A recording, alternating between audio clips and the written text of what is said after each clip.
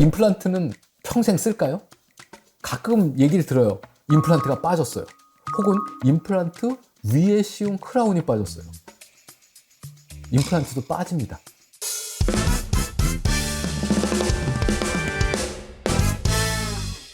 자, 무슨 문제로 이가 없어졌어요. 그럼 그 자리에 이를 해 넣어야 됩니다. 이걸 인공치아라고 그러죠.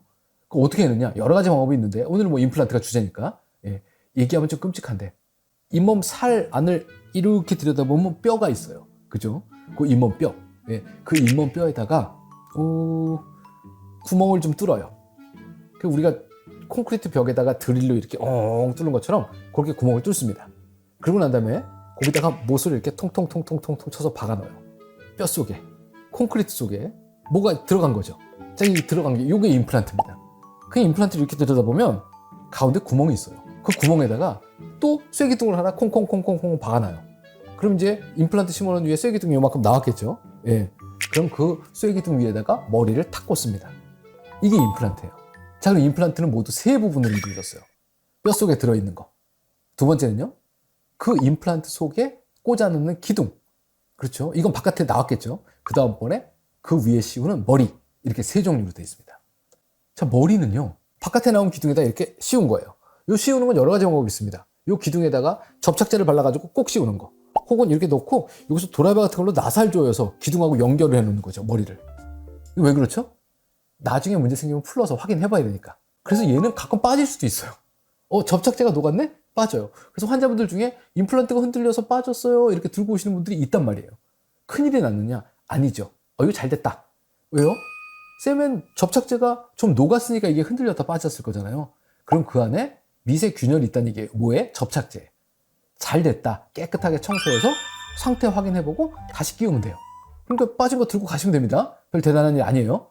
또 나사로 이렇게 조여놓은 거는 나사가 없어지기도 해요. 왜냐면 씹다 보면 나사가 느슨해집니다. 우리가 막 쓰다 보면 볼트 조여놓은 것도 좀 느슨해지고 그러잖아요. 그러니까 정기적으로 가서 이렇게 다시 조여주고 하는 일을 하는 거죠.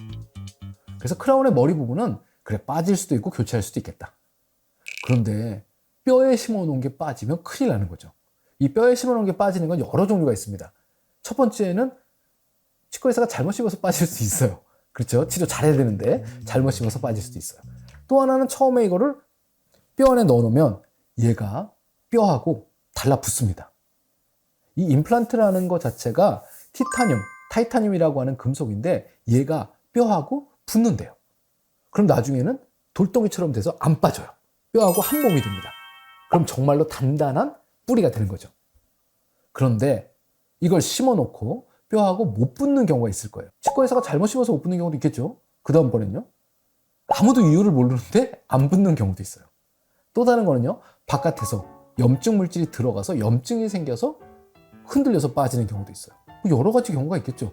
내 몸에서 걔를 딱 잡아야 되는데 내 몸이 뼈하고 붙는 능력이 떨어져서 못 잡아서 빠지는 경우도 있을 거고.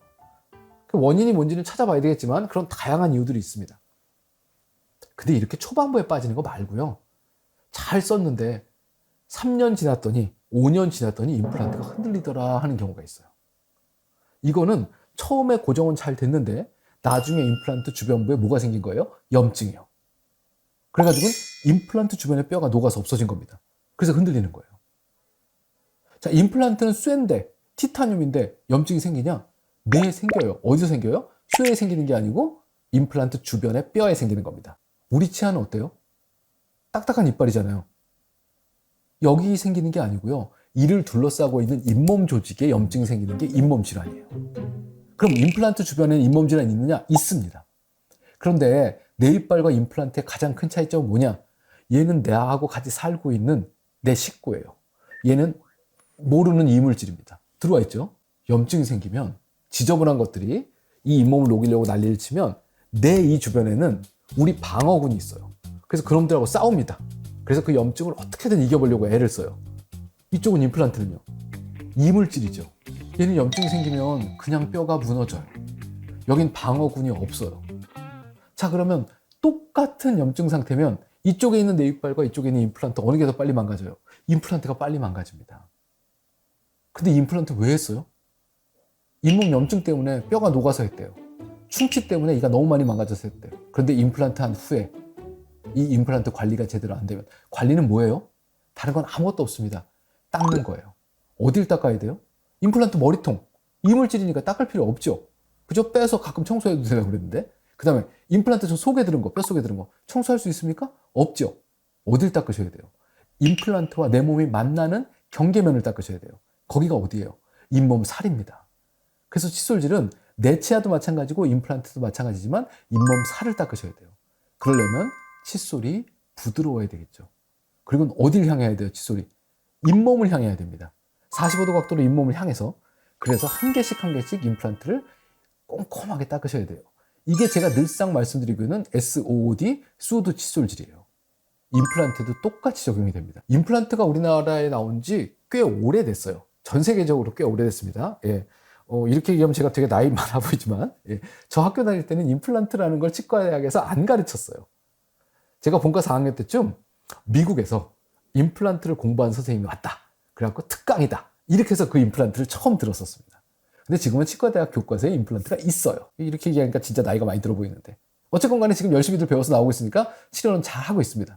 자, 그 임플란트 우리나라에서 환자 입안에 집어넣은 지 꽤 오래됐다는 얘기죠. 자, 한쪽에서는 임플란트를 열심히 씻고 있어요. 반대쪽에서 뭐 하고 있을 것 같으세요? 옛날에 심었던 임플란트 빠지고 있습니다. 왜 빠지고 있어요? 잇몸이 녹아서요. 염증이 생겨서요. 누가 잘못했죠? 임플란트 주인이요. 내가 그 임플란트를 깨끗하게 닦아서 관리해야 되는데 안 되니까 임플란트가 녹아서 빠지고 있는 중이에요. 가뜩이나 옛날에 잇몸이 망가져서 잇몸이 내려가서 임플란트 심었는데 지금 잇몸이 어떻게 됐겠어요? 더 내려갔으니까 임플란트 심을 땅바닥도 별로 없어진 겁니다.